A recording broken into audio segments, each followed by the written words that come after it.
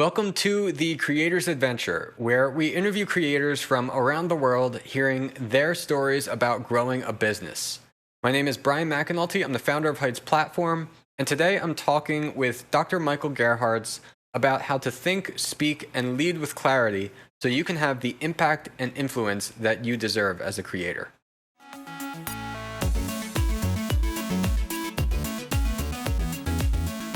Hey everyone, we're here today with Dr. Michael Gerharz. He helps leaders think, speak, and lead with clarity so they can have the impact and influence that they deserve. He is the author of the daily blog, The Art of Communicating, and publishes Leaders Light the Path podcast.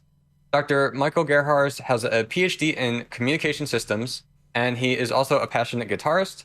Today, he runs an online coaching business, sells online courses, and has written the book called The Aha Effect. Dr. Michael, welcome to the show.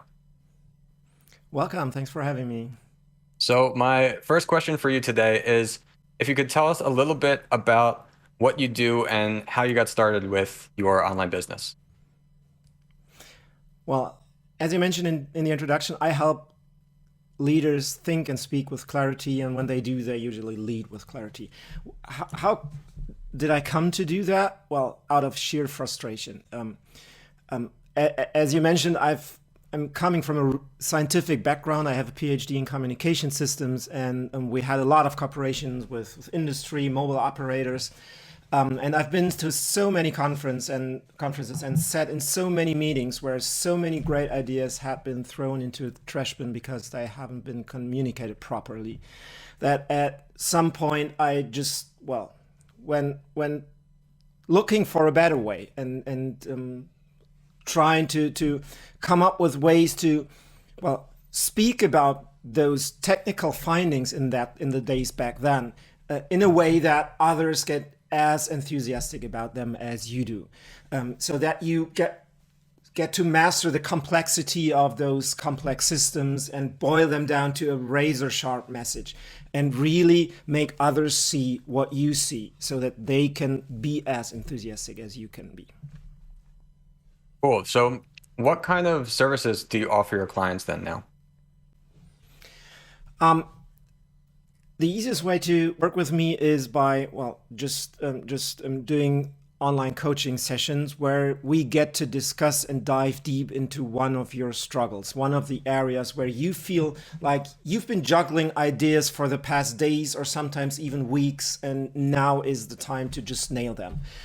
Or where you are in the 10th revision of your landing page and somehow get to realize that you aren't really sure about what's the point really, what's the core message, and you really need to nail that.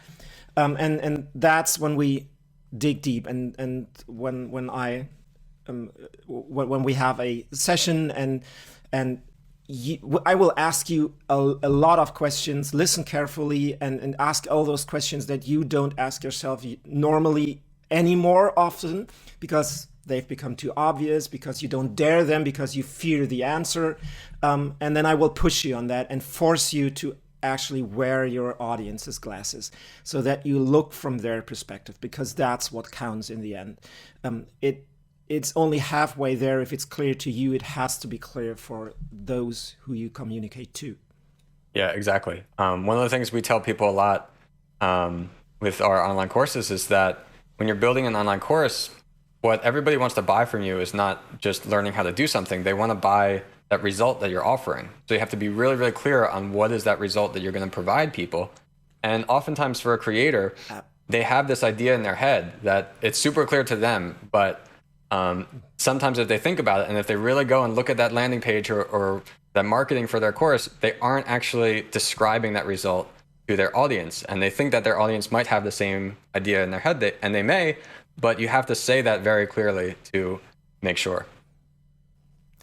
Absolutely, and there's a couple of reasons for that. I mean, as a marketer, basically what you do is sell the future. You sell better versions of your customers, and when you manage to make that really tangible, you're going to resonate very strongly with them.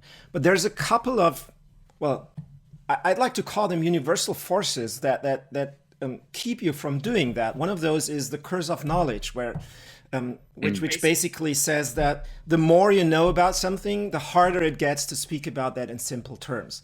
And the things that are clear to you, so when you speak about the methods that you apply or the techniques that you teach your students, it's totally clear what they get by applying that. But your customers, when visiting your landing page, they aren't in a position to make that leap yet. You need to lead them there. Yeah, I like that. So who would you say your clients typically are? Or in other words, like what are the kind of people that come to you? What are the problems that they have that they're trying to solve when they get in touch with you? That's actually a pretty interesting question, because there actually is no specific industry where they're coming from, nor in a business size. So I have clients from virtually any industry and from virtually any business size. What unites them is that their desire to do better. So they try to make better products or better courses or even build better companies. And so when they do, what's the reason that they reach out?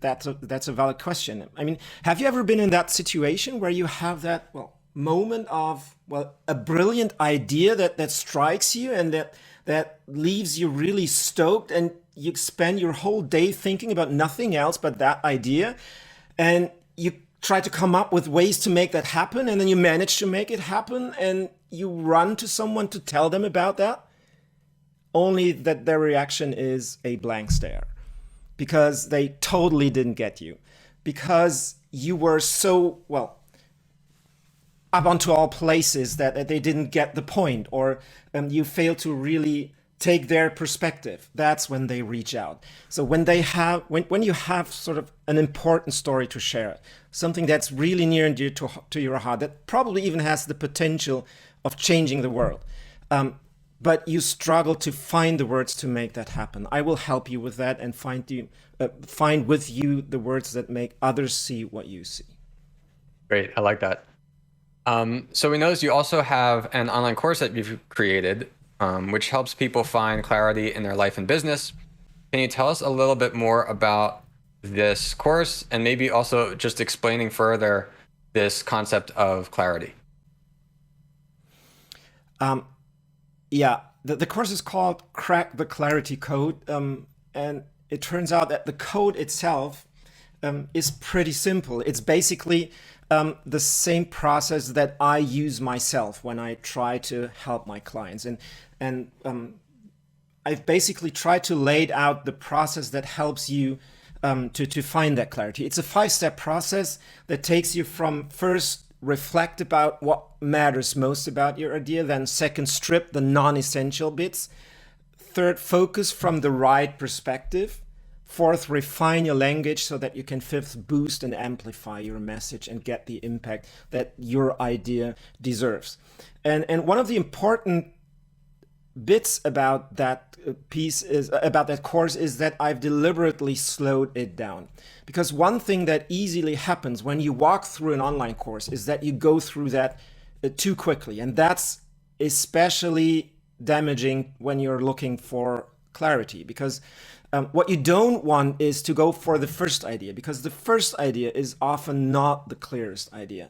So the course is specifically designed to get you beyond that first idea. So to take your time and really nudge you to think deeper, because that's what's the core difference. When we see those charismatic leaders who seem to just magically speak with clarity and seem to be those natural born talents, I don't believe that's true. They're not more talented. They are just more rigorous in their thinking. They think things through, and that takes time.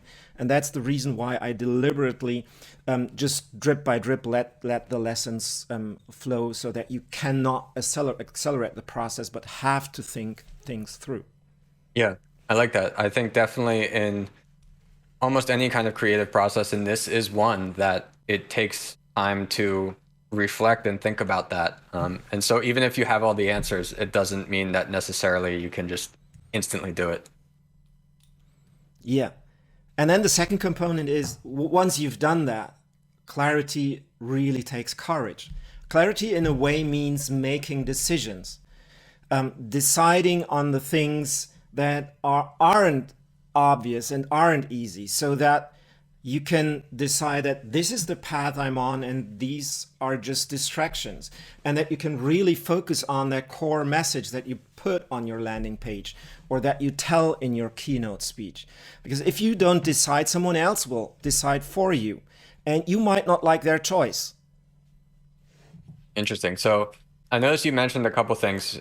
You mentioned about like this idea of the focus and everything. You mentioned about how people will have to find maybe certain things they have to take out that aren't important. What are like some common mistakes or examples of that you could give, of like somebody who has something that they need to take out that's detracting from that main focus? Yeah, I mean it's totally relatable, right?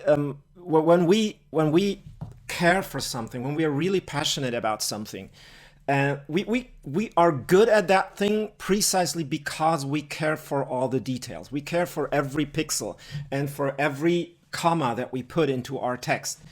And then at the moment that we have to speak to an audience which doesn't have that passion, at least at the moment that you start speaking, which doesn't invest the time to appreciate that amount of detail, you just have to focus. You have to let go of the details, and that hurts because these details have become near and dear to your heart. It's what you spend your day in. So letting go of those details often hurts those who are really expert in their field. But again, if you don't find the courage to cut to the core, someone else from your audience, they will just pick something, and it might not just be what you appreciate them to take away. It might be even something like, "Oh, that was totally overwhelming. I don't know even where it's leading, so I'm just going to give up." And that's certainly the worst outcome.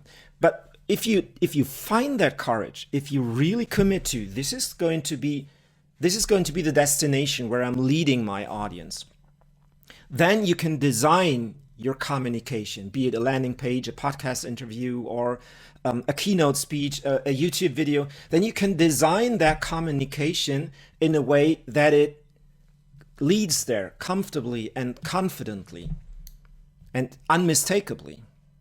I like that. That's a really interesting way of putting it, because I think creators of all types definitely struggle with having this passion and finding a way to be comfortable with imperfection. I know it's something that we try to encourage course creators and all of our customers to find a way to launch your product, whatever that is, because that's the biggest reason people are failing, that they're not actually getting something out there, whether they think it's not done yet or some kind of imperfections. And something I struggle myself with as a business owner, just thinking like, oh, well, I wish we could do this or that and make something better. Absolutely. Definitely, I think I'm a perfectionist, like coming from a background of like not only the business and the software, but from a design perspective too. And especially even if I hear some feedback from somebody else who does share that same passion, and they say, hey, well, I think this part could be better or something. And in my head, I'm like, yeah, I know, I really want it to be. But I like the way that you're kind of distilling that into how important it is to be able to get away from that when you're first communicating with your audience. Because, yeah, exactly, there's things that they may take away from it that are important to you, but maybe they're not the important key part, and you don't want that to be the thing they're left with and the rest to go over their head. I think there's a crucial distinction here to make. It's one thing to care for your cause, for example, to build the best online course platform in your case, or to build the best course on how to live a healthier life. It's one thing to care for the cause, but it's a somewhat different thing to care for the change, to actually make that change happen. So to get people to take that course, to get people to bring their courses on your platform. And that really helps, because that helps you let go of some of the things that you care about, but that are not that important for the people who take your who buy your products or buy your courses. And then you can just take it step by step.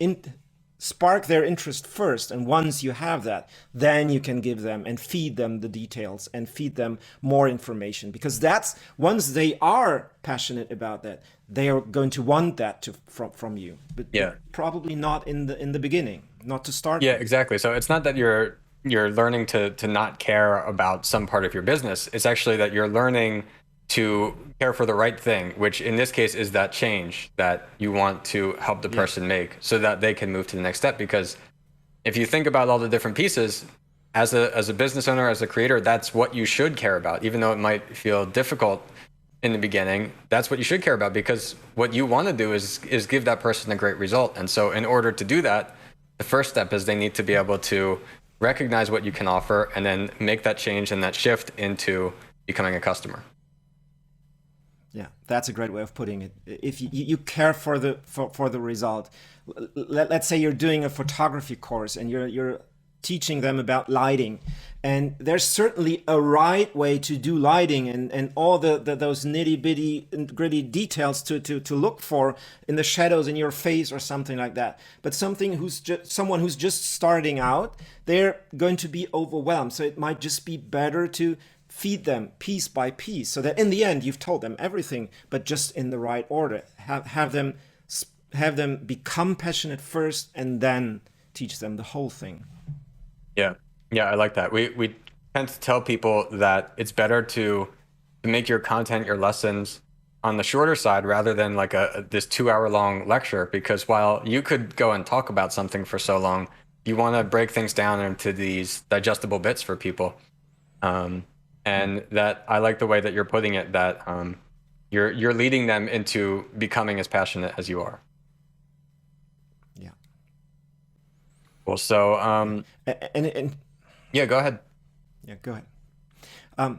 Yeah, short definitely is also so important, because I mean we're competing with Netflix in a way, right? Exactly. Yeah. When you're doing online courses, people are just as quick on the next Netflix show than they are in watching your next episode. And so if your content is just too long, in the sense that you can't manage to hold the tension high enough for that extended amount of time, then they're going to switch to Netflix, where they are feeded with that tension all the way through the show. It's not to dismiss the possibility. So if you manage to spark that interest and to grab their attention and hold it for that amount of time, then brilliant, then do that, go for that. But it's just that it's hard because you don't have the same budget as Netflix has. Yeah, exactly. Like your job as a creator is not really to be an entertainer if you're trying to teach somebody something, but you still have to keep in mind that at some level your content has to be able to hold people's attention. Because yeah, in the exact example you're giving, you don't want it to be so bad at holding their attention that they say, I'm gonna go to Netflix and watch something that I'm interested in. I like that. So how can leaders and business owners gain the trust of their audience then?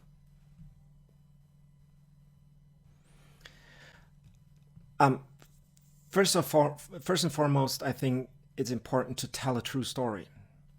I mean, it's really easy to speak with clarity when you don't care about the truth. That's what bullshitters do, and those sneaky sales people do all the time, who are all only in for the deal and who only want to get the deal from you and don't care about what happens after. For them, the deal is sort of the end of the story. But if you want to build a trusted relationship, I think the opposite is a way better posture, to regard the deal as the beginning of the story. It's the beginning of the relationship, the beginning, the moment where you can prove that the story that you were telling is actually truthful. And then that allows your idea to spread. And again, if you start from that perspective, if you it in a way helps you to build better products, because well, it helps you to come up. If you start from the goal that you want to tell a true story about change that actually helps your customer, then you need to build a product that enables that change. And you're going to be able to ask the questions that lead you there.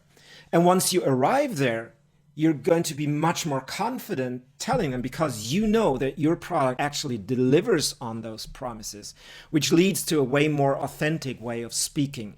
You don't have to pretend to be the star of the show. You don't even have to be the star of the show, because you can hand that role over to your client, who's going to be the star of the show, because their life is actually going to be improved by using your product. And so all you need to do is tell a true story about it that you really care about and deeply believe in. Yeah. Yeah. One of the things we do with our business is to try to build as much as we can our software in a way that can help facilitate a result for people's customers. Because I completely agree that getting them as a customer, that's the introduction to the story. And if you care about what you're doing as a creator, and even if you don't and you just care about the business and making money, you should still care about getting that result for your customer, because then that's going to lead them not only to get the result, be happy with your product, leave you a review or something like that, but also leave them where they're going to purchase more from you in the future even. So you don't want to design your business around something where somebody buys something from you once because you tricked them and then it's all over. You want to think of that as the start of your story that you're bringing this customer into, and they can continue from there. And it's making things so much easier. I like to compare the other approach, those tricksters, to Lucy, who keeps on tricking Charlie Brown to kick the football, and every single time he falls for it, and every single time it's been just a trick. But that also means that every single time she's got to try harder, because Charlie Brown has all those experiences and he knows that he's been tricked. So the job of the Lucy approach of selling is going to be ever harder. It's going to increase in effort to ever come up with shinier promises and bolder promises. Whereas when you do work that actually delivers the result, actually provides the satisfaction, your job is going to become easier with every sale you make and every iteration of your product that you ship. Yeah, exactly. So our audience is mostly online course creators, coaches, things like that. If you could suggest something to them in terms of finding clarity, improving their messaging, what would that be as like a general guidance? To work from your audience's curiosity. When we're expert at something, we're often intrigued to tell everything that we know, to throw at them everything that we know, to get everything out as fast as possible. But that's often going to overwhelm us.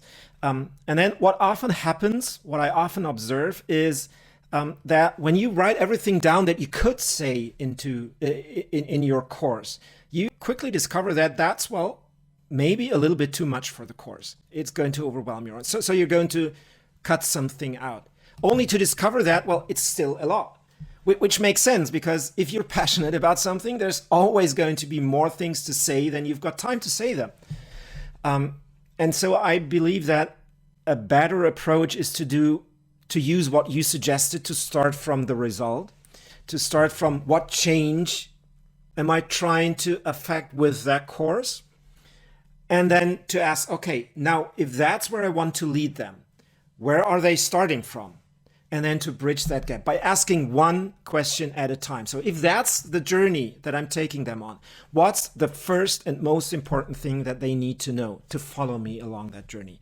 And that's only one thing. That's not 5 things or 10 details. It's one thing, one question that's most pressing to them. And when they have an answer to that, they're going to want to know more. And they might have a second question. And that question leads you to drag them down that rabbit hole, drag them ever deeper into the forest. So you ask yourself, what's the thing that my audience wants to know next? What's the most pressing thing that's in their minds to get an answer for? And that's how you can hold the attention of your audience even for a very long time without them even noticing, because you feed them exactly what they want to know. In a way, you use the same technique that Hollywood movies do. They make sure that you want to know what happens next before they tell you, and that's sort of what helps in teaching, especially complex things as well. Make sure that your audience wants to know something before you give it to them, but make it only one thing, and then the next thing, and then the next thing. That's great advice. We've noticed also in looking at your site and your course that you have a do the work money back guarantee for your course. I thought this is interesting to bring up because we get questions a lot about how should I structure a refund policy or something like that, and people are concerned about like is it safe for me as a creator to offer like a money back guarantee? So can you explain a little bit about how this policy works and why you decided to offer it? Well, actually, I'm deeply convinced about my process. I believe that once you've gone through the process, you're not going to want a refund. But of course, the magic is in doing the work. It's not just, I mean, I'd be lying if I said that there's any secret in there. People have been struggling with clarity and finding solutions to find clarity since forever, since we're telling stories. And so everything that's in that course you can find somewhere else. So, and probably most of the things that I'm teaching you, you have already heard at some place or another in one way or another. So there's really nothing groundbreaking in there, in part because, well, finding clarity is just rigorous thinking, and you need to do the work. And I'm deeply convinced that if you do the work, if you really go through the process, then you're going to be satisfied with the result. You're going to end up with the clarity that you seek. So I'm happy to offer you a refund that when you actually have gone through the process and you show me that proof that you actually did the prompts and you've thought it through and you've went through that process and you're still unsatisfied, which I find highly unlikely and which never happened until now, then I'm happy to provide you a full refund. Then that might just be not for you. Yeah. Yeah, I like that. And yeah, I have the same kind of way of thinking. I think that's a really good approach for most creators. If you believe in what you created, and you really believe that when the person puts in the work that they're going to get that result that they're after, why not just make a guarantee like that and give everyone the peace of mind to show how much you really believe in your own product? Yeah, right. Great. I want to shift gears a little bit. I noticed that also we mentioned about how you're a passionate guitarist. What kind of music are you into? Because I'm a guitarist as well. Oh, that's interesting. Well, I started out playing classical guitar, and I've had went in a way through hell with my teacher, who really forced me to use proper technique and look at my posture and hold my fingers right, and I hated him for that. But it proved really beneficial when I shifted gears. So at some point when I was a teenager, of course I wanted to play the electric guitar, and I played and I switched to rock music and then jazz music, fusion music, where it proved very helpful to have gone through that school. And there's really one lesson that teacher hammered on me that has really proven very valuable in my professional career afterwards. One thing that he kept hammering on me was that in order to play fast, you gotta practice slowly. Because what happens when you play too fast too soon is that you practice inaccuracies and you turn inaccuracy into muscle memory. And getting rid of those inaccuracies will take you way longer than it would have taken you to just go it step by step, increasing the speed until you are actually at the right moment for that speed. And I feel like the same is true when looking at communication. When you're moving too fast and throwing your messages out there without having it thought through, without the clarity that this is really your message, you're probably going to suffer a lot of setbacks. While when you're really comfortable that this is my path, this is my message, then you're going to travel much faster. Yeah, definitely. I feel as well that there's some lessons in music and things that I've carried into business as well. I have I'm not sure if you're familiar with it, but What kind of music did you play? I'm mostly into rock, modern rock music. But I've got a Strandberg here next to me on my desk at all times. Not sure if you're familiar with these guys. Wow. It's a Swedish Actually, company no. of these really lightweight headless guitars that have really great sound. They have like a fan frets, a very interesting neck shape and everything, and really a joy to play them. How much do you get to play still? What was that? Do you find time? Once in a How while. much That's why I time do try you to keep find it near my desk. among running your? Give myself some time Yeah. to play it. But yeah, Exactly. definitely busy. So my next question for you is, you wrote the book, The Aha Effect. Can you tell us a little bit about this book? What inspired you to write it? How can it help people? And what actually is the Aha Effect? Yeah. Yeah. Well, first of all, it's a German book. It hasn't been translated to English, unfortunately. But I think the lessons of the book are still valuable, and the core premise of the book is that I feel that there's a lot of wrongdoing in the coaching sphere regarding communication and marketing. That way too much emphasis is put on the wow effect, on putting on a great show, putting yourself on the hero's podium and shining a bright light upon yourself and wowing your audience.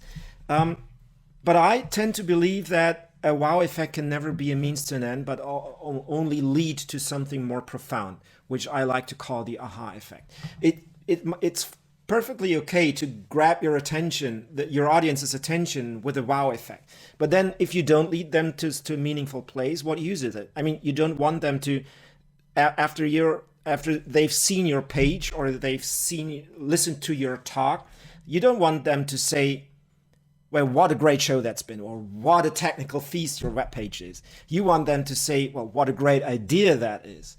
And so you need to lead them towards that aha effect, as I call it. And so the book walks you through a number of questions that help you find that place, the place where, well, everything sort of fits together, where you have an emotional appeal to your audience, but also given them all the rational reasons for why this is actually a good choice, and how to lead them to that place in a meaningful way so that they are actually wanting to follow you along that path. Yeah, I like that. I think that is something that might be overlooked by people too, because it's so common with online marketers to focus on that wow and attention grabbing. But that, yes, that might be necessary at some point to get the person interested, but then after that, it doesn't actually do anything unless you can bring them to this aha moment. And it's also an unfortunate outcome, because a lot of creators who love what they do, who care for what they do, they don't actually like the spotlight. They feel uncomfortable taking the spotlight. But the irony is that it turns out that the audience doesn't want you to be in the spotlight either. They want to take the spotlight. You're solving their problems, and everyone's the hero of their own lives. They're not showing up to cheer for you. They want you to cheer for me. They want you to help me become a better cook, become a better guitarist, live a healthier lifestyle, to finally manage to run a marathon. Whatever your creation is about, they want you to cheer for them, so that they actually take the hero's podium of finally having managed to run that marathon, finally having managed to play Stairway to Heaven, or whatever it is that your audience strives for. But that's sort of the irony of all that wowing and advice that we find in the online world. Yeah, that's a great way to put it. I hope that I hope that this can inspire some people who are concerned about that, concerned that maybe they have to wow people all the time, or become this kind of internet marketer that they might have seen somewhere else online, and inspire them to focus on what they do and enjoy as a creator. So my next question is that every show we like to have each of our guests ask a question to our audience. So if you could ask anything from our audience, anything you want to know to have our audience answer, what would that be? Yeah. I mean, your audience is mainly creators, so you're doing important stuff, and you're probably very good at what you do, and it's easy to sort of fall into the trap of wanting to convey everything and wanting to be known for a lot of things. But I'd like to challenge you with granting you a free wish. So suppose I give you a free wish where you can get to be known as the premier resource worldwide for one thing, but one thing only. What would that be? What would you want to be known for? That's a awesome question. I think that's a really good way to think about it, especially if you feel that you're struggling with focus as a creator. Um, pick that one thing. I like that. All right. That was all the questions I have for you today. But before we get going, where else can people find you online? Well, the easiest place is certainly my website, michaelgerharz.com. That's Gerharz, one word, michaelgerharz.com. And there you can find both the blog, The Art of Communicating, where I publish weekdaily thoughts on communication, and a podcast, which is very different from this one. It's a very tight format, just 2 minutes twice a week, where I just give some very short insights into how to communicate with more clarity, and of course all the other things that we mentioned, like the online course and my coaching offering. So just visit my website. I suppose that you put it in the show notes, and that's the easiest place. And of course, any social media platform, I'm happy to connect with you. Just reach out.